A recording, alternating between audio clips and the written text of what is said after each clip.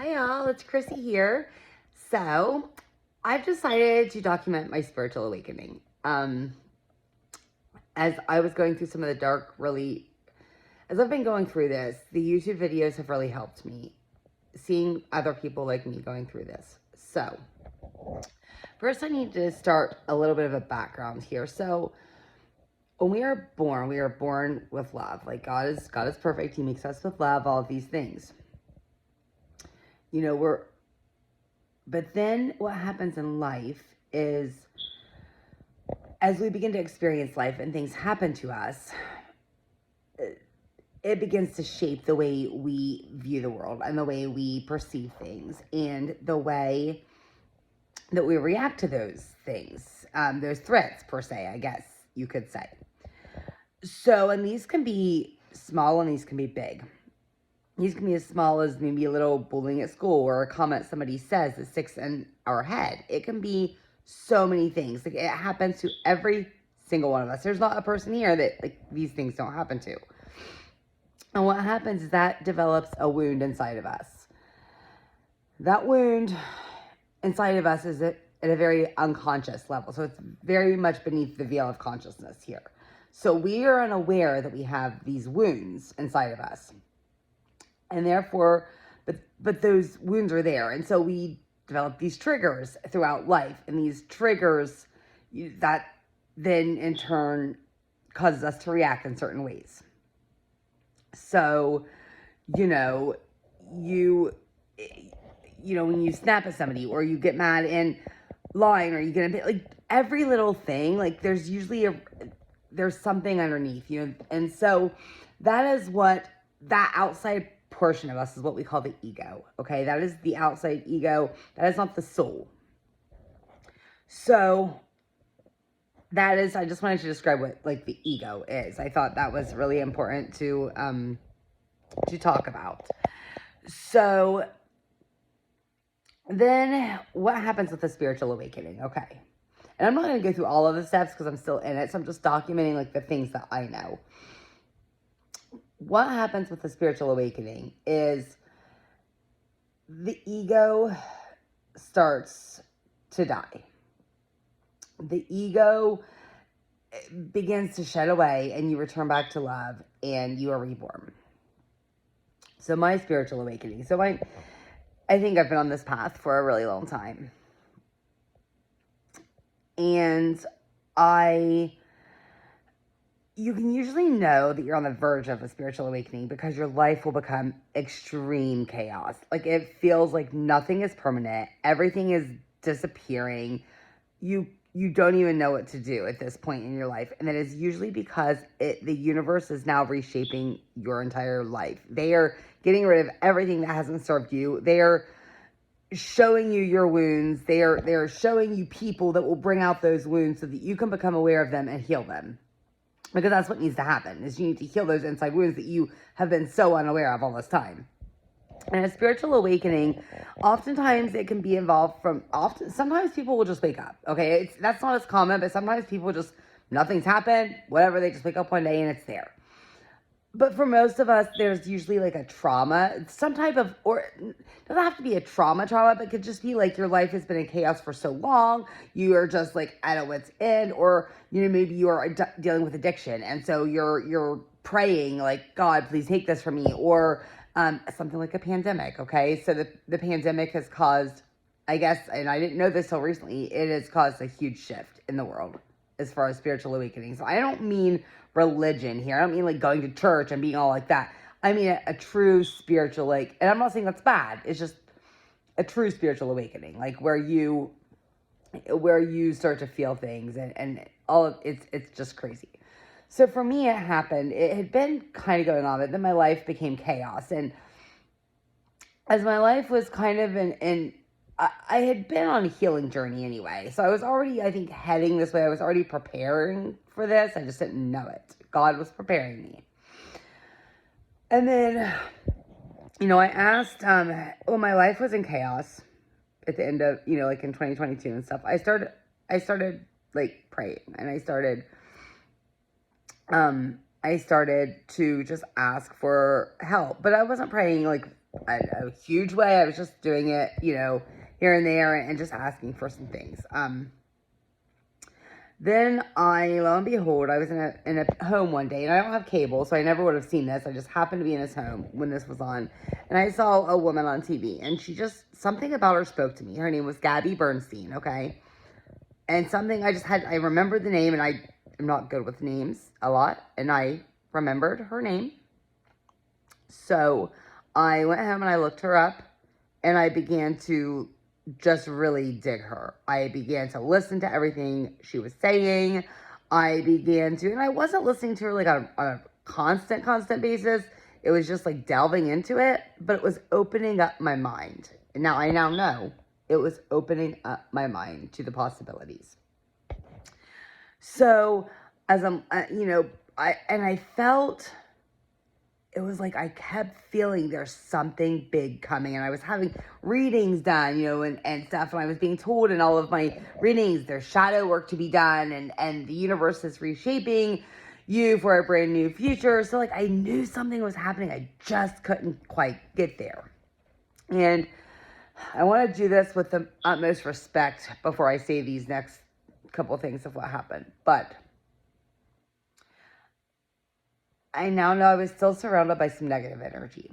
I had a lot of positivity around me because the universe over these last few years has been reshaping my life and bringing me people that would be ready to kind of be here for me to take this journey.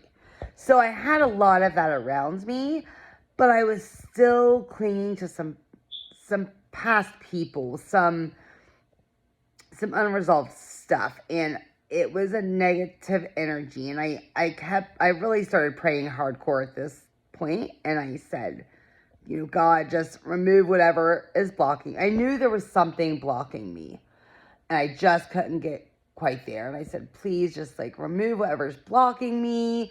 I just really want to take this journey wherever I'm heading, and I just kept asking. And something happened, and some negative energy was kind of not removed on a permanent basis. I mean, not removed out of a sense of love, because there's still so much love for any negative stuff that was in my life. But it was a moment of me setting some boundaries. It was a moment of me finally realizing my worth. And that negative energy was kind of gone. And then the next day, I already had plans the next day to, actually that weekend, I had plans with some people, and it threw me in, it was plans with people with a lot of positive energy, people who kind of think the same way as me. A great day. One of the days was actually only supposed to be an hour, thing with a couple women. Ended up being an all-day thing. But what that did, all of those positive interactions, is they raised my vibrations. They raised me into a state of feeling good, got rid of the negative, threw me into the positive, therefore raising my vibrations, because high vibrations are feeling good. It's positivity. It's good energy. Low vibrations are like that feeling of you can just feel the negativity. So, and that is not a state that you really want to be in if you want to really live a miraculous life. So you need to raise those vibrations. And that's what happened to me. And then that end of that weekend, I said, please show me a sign. Like, I know you're leading me somewhere here. Please show me a sign. And it was literally within 5 seconds, I saw 3 different 11, four ones, 11 plus 11 type of things. 1111 is one of the most angelic, numbers there is. It is, our spirit guides talk to us in numbers often. They talk to us on, they will meet you where you are. So basically, and I was actually doing some stuff with numbers when this happened. And they will meet you, whether it's videos, whether it's numbers, whatever. That threw me. And as soon as I saw the numbers, I'm getting chills talking about it. As soon as I saw the numbers, my goosebumps came, from the tips of my toes all the way to my head. As soon as, as soon as it all reached the top of my head, boom. And I literally, the only way I can describe it is if you've seen Twilight, when Bella opens her eyes to being a vampire for the first time, she opens them She watches her whole life flash before her eyes, and it's like she's watching it in a dream, like it wasn't even her. That's exactly, I mean, exactly what happened to me. And I had goosebumps, and I felt the spirits, and it was the most miraculous feeling for about a week.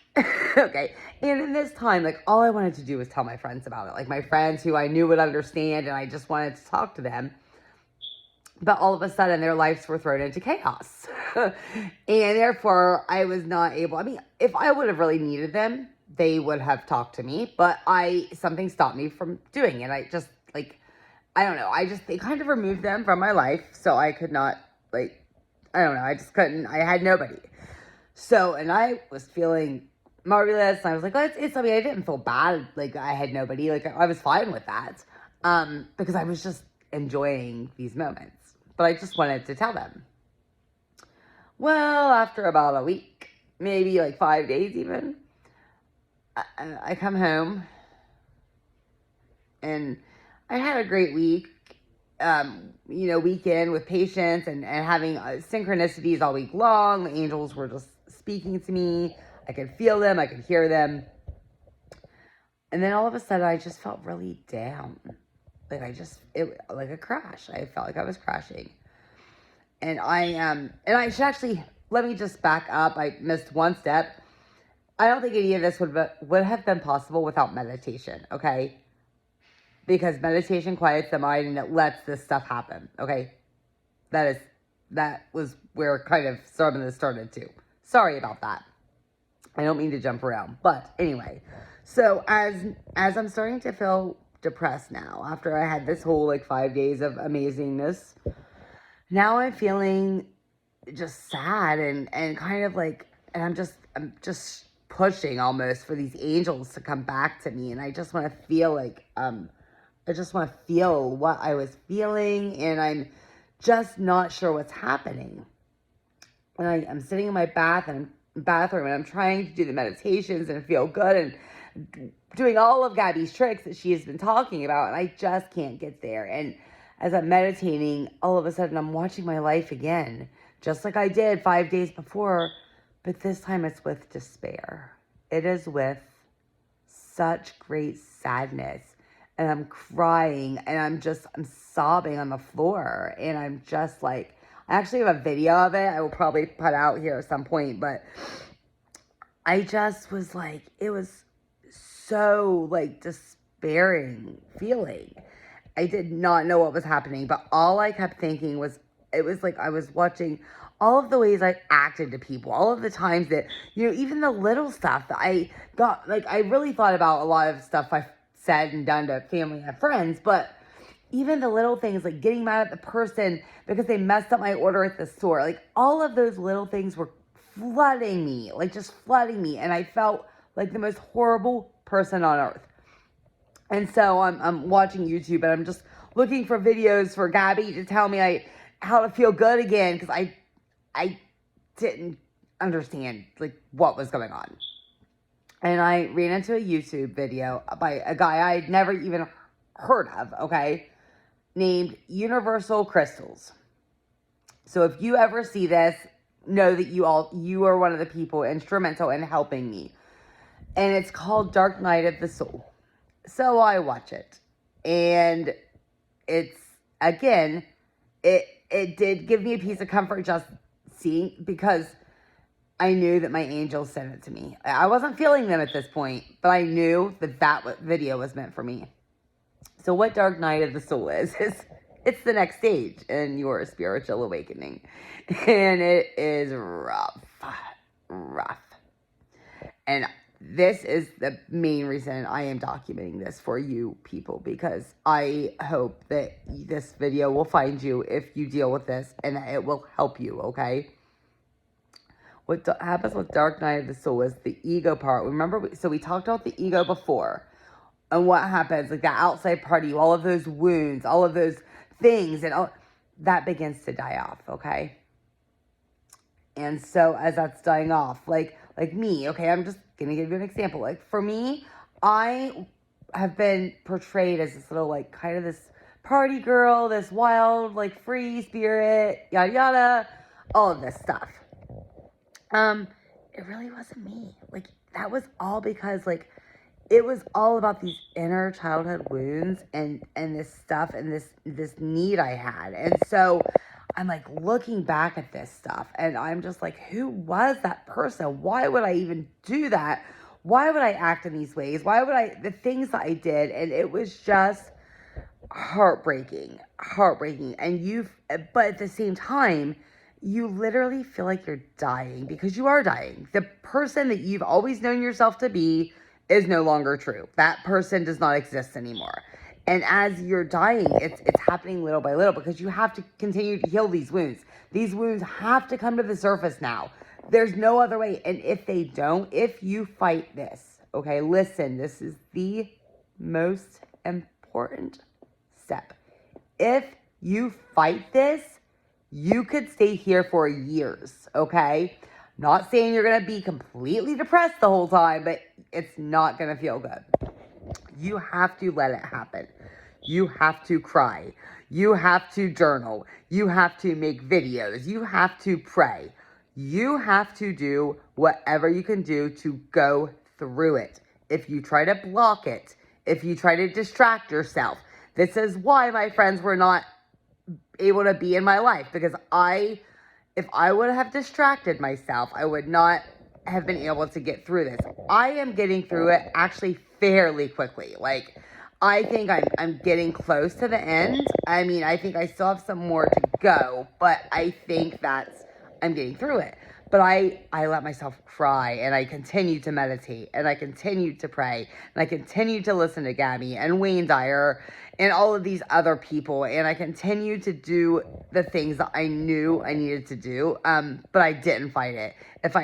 And it's still, I mean, I'm still going through this part of it. So there's still moments like I will start to feel happy, and then all of a sudden I'll be driving in the car and a memory will hit me, and something that is not a good, like something I've done that was not a good way to be.